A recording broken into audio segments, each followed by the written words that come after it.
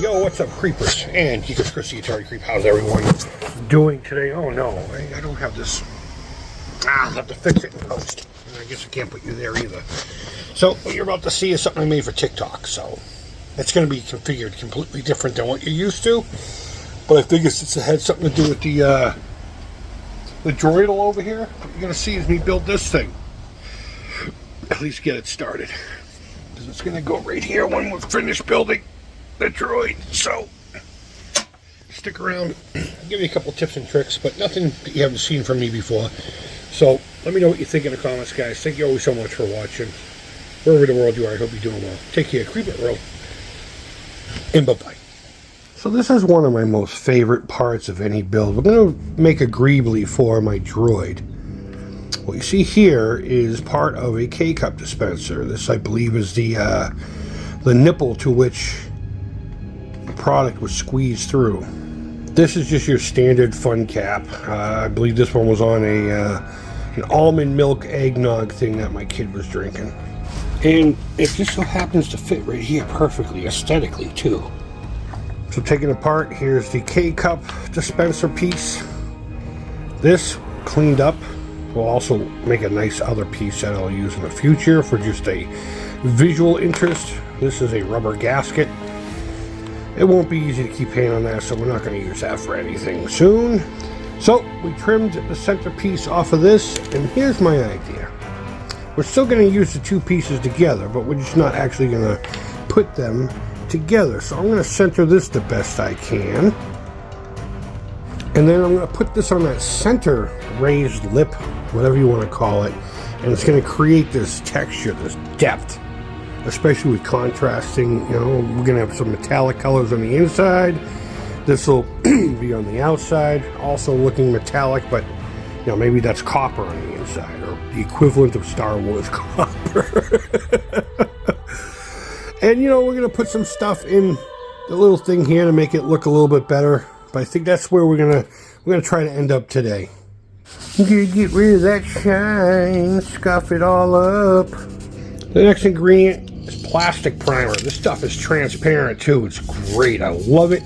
I love it. I love it. Gotta have that. And then we'll spray the white parts with this.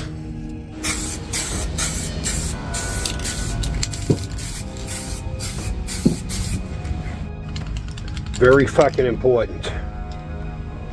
Here's another tip. If your base coat is going to get dry brushed or covered over or something like that, or you're going to be clearing whatever it is, don't get the paint itself. Get a nice primer. I love using white primer and black primer. These parts here are going to get a lot of dry brush. Now, if you need to chrome something, you're going to want gloss black. But if it doesn't matter and whatever it is going to get a clear coat after, you can save yourself a few bucks by buying the primer version of the color, but make sure it's a decent brand.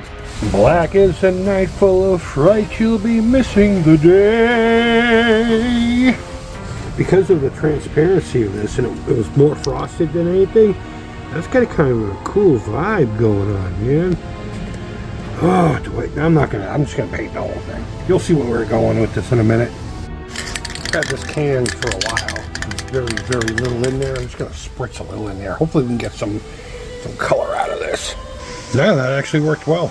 Because there's so little in the can, I had to keep the can upright, so I sprayed and just kept turning it. Spraying and turning.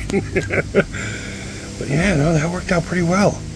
So when doing anything metallic that used to be plastic, right here is what's going to get you there. You know, start with a nice black base coat, flat, preferably. And then learn your dry brushing techniques. And learn when enough is enough. That's really what it's all about.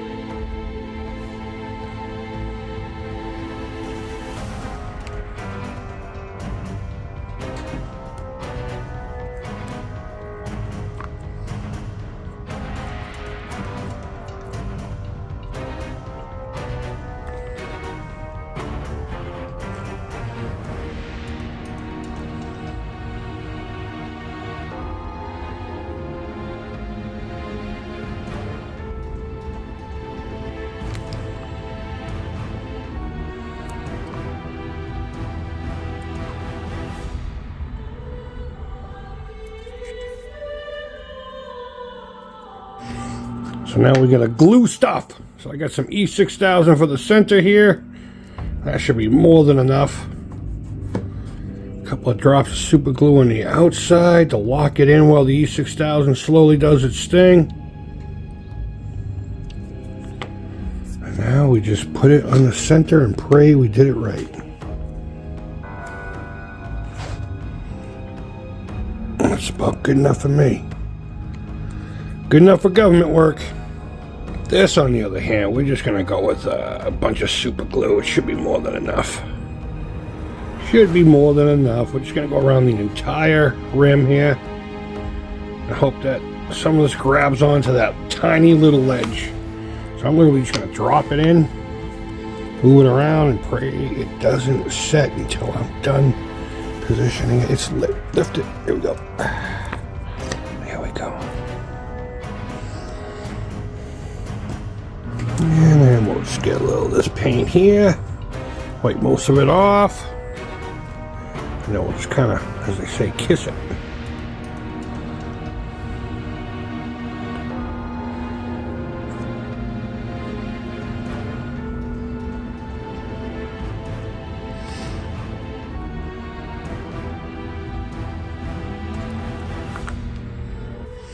Last, let's just dry brush a little of this right here.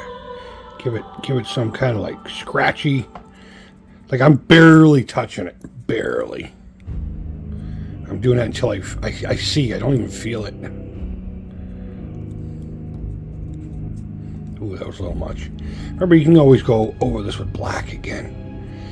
And once the droid's put together, we're going to go over it with, you know, different rustings, and you don't want to do too much here because you do want to blend it in later, you know.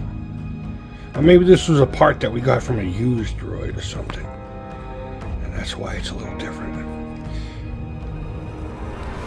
And the reason I didn't really worry about these little flower pieces here is because this is going to be so low on the droid, who cares? These Star Wars guys want to break my balls. Well, they can smoke my pole. So, for better or for worse, this is where we're going to stop.